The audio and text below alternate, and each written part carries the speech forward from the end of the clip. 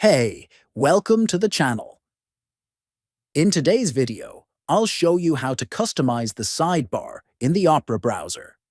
Whether you want to add or remove tools, rearrange icons, or access websites quickly, this guide will walk you through every step.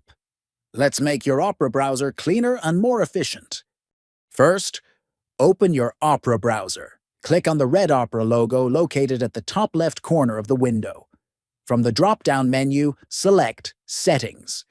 Once you're in the Settings page, look to the left sidebar and click on Privacy and Security. Now scroll down until you find the section labeled Sidebar. Click on the button that says Manage Sidebar. A new panel will appear with customization options. Scroll down to the section called Elements in Sidebar.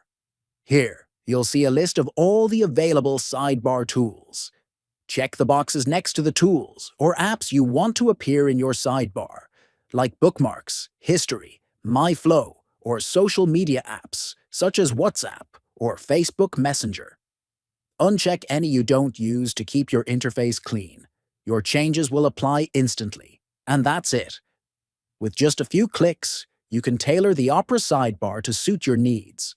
Don't forget to like, subscribe, and check out our other browser tips.